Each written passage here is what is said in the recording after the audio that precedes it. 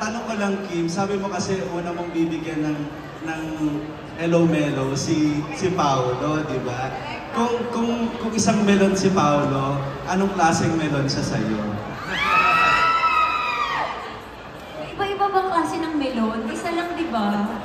Powdered or prutas? Actually, may iba't ibang klase ng melon. Merong locally made, merong made in Japan. So ano nga? Anong melon din? Hindi naman siya taga-Japan, so locally made. Yun ba yung sagot dapat? Sweet ba? Made in the Philippines. Yeah, sweet ba daw siya? Or parang mas sweeter than sweet? Gusto mo yung pinit niya na sa akin yung isang sagot ko. Ikaw, kuya! Wala naman atang melon na hindi matamis. So matamis nga siya. Grabe ginawa siyang melon, no? Tao siya. Ikaw talaga! Yun ay kung iinom siya ng Hello Melo. But I'm sure iinom ng melon. Pero congratulations, Kim, for being a part ng Brilliant Skin. Thank you po. Maraming salamat. Yeah. Yung last question ko kay Miss Glenda, sa palagay niyo po, anong magiging magandang part ng pagiging part ni Kim sa Brilliant Skin ngayong part na siya ng family po ninyo? As I've said, palagi siyang napapanood. And even ako, yung lola ko po nandyan, mula sana maulit muli na panood po namin hanggang linlang. Ngayon, everyday po siyang napapanood. And actually, before this launching, nag-message na po ako sa manager niya ng renewal ng contract. Bago pa lang kami pipirma, pero nag-inquire na po talaga ako. Sabi ko, hindi ko na pakakawalan to. Sabi ko, madam, first time ko na-experience, ilo-launch pa lang ako, may nag-inquire na ng renewal. Totoo ba? As in, alam niya ng personal nurse ko, sa kanya ko pinanood, renewal Kim Chu. Iba ang brilliant. Palakpakan po natin. Okay, thank you, congratulations. Having Mr. Paolo Abelino in the same boat, ngayon na magkasama na kayo sa isang endorsement project. Siyempre masaya kami parehos because this is a blessing for us, siyempre. And, ayun, masaya kami na nasa Brilliant kami. And then, sobrang bait sa amin ni Madam. Thank you po. Miss Kim, my last question na lang din. Can you share some tips of having a glowing and brilliant skin? Having a glowing and brilliant skin. Of course, simulan natin sa Hello Melo every day. So, inumin natin to.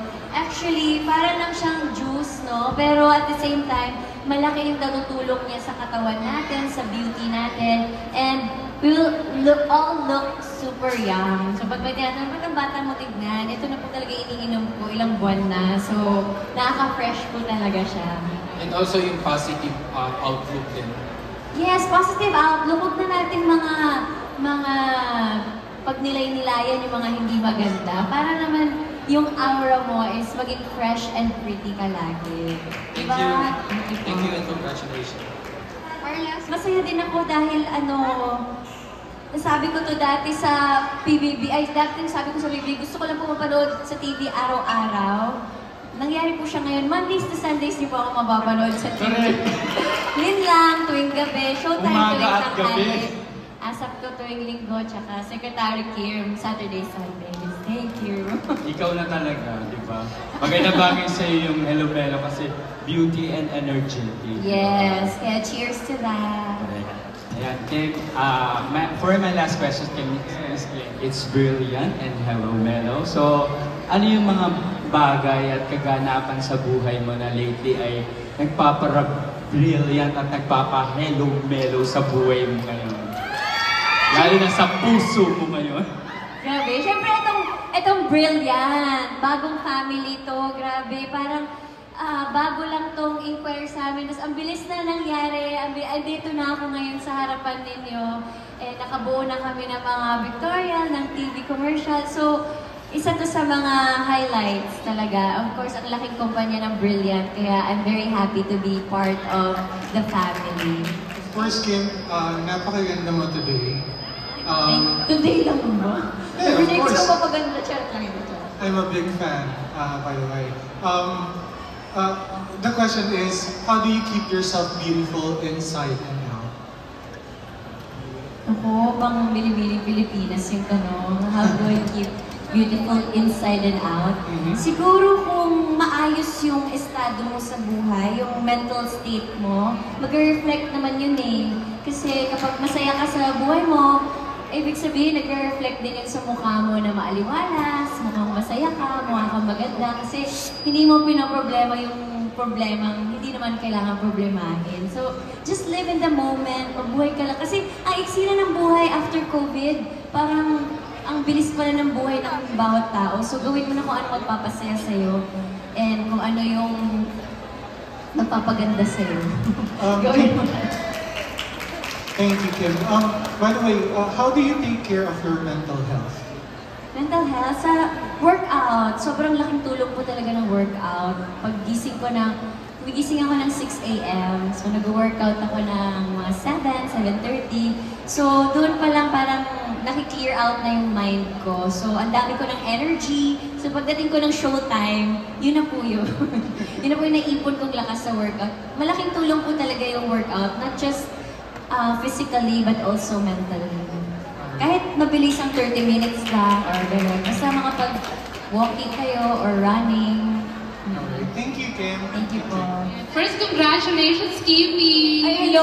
Ikaw pala, hello po! Yes! Ang ganda mo with the bangs. Oh, yeah! Pinaghandaan ko yung paghaharap natin. Okay, sige.